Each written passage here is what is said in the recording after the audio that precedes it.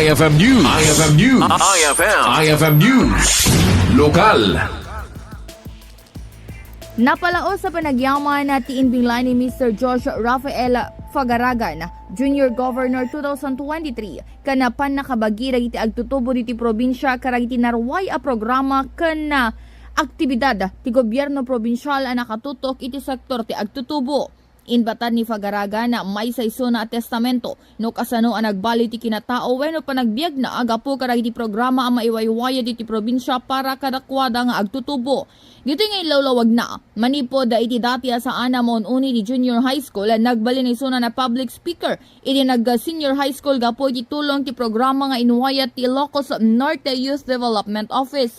Malaksid iti daytoy maragsagan pa ni Fagaragan na tapno adora iti kakadwan na nga scholar iti probinsya kan makita na no kasano nga nakatulong daytoy kadakwada. Oportunidad tapno agadal oportunidad para maka-learn kami ti kabaro nga skills to have new capacities or capabilities. Siya apo ket nagapuak iti may sa pamilya nga tagabado kang amin tas nagbasa nak ti batak apo sipud pay di elementarya ket di makelak idi nga madimasasao di makelak idi nga medyo low-key lang kas lang haan na uni masasao kadano class recitation ket haan na uni nga agsungsungbat kas day apo tatani di senior high school ada iti programa iti gobyerno tayo nga via Ilocos Norte Youth Development Office iti programa da nga or caravan da nga linggo ng kabataang sirib o tiko namin nga links. Dito yung nga programa apo ket ado dagiti competition nga ipapaayda iti padaming agtutubo kas lang kuma iti debate competition.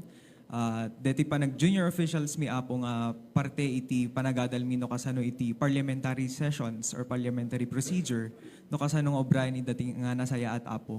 Kabayatan namang namnaman ni Fagaragan nga agtultuloy ti suporta ti Gobierno Probinsyal karag iti agtutubo tapno ad-ado pa iti mabenepisyaran manipod karag itoy. Para iti IFM News, Idol Bernadette Toledo, Tatak, IFM. IFM News. IFM News. IFM News. Lokal.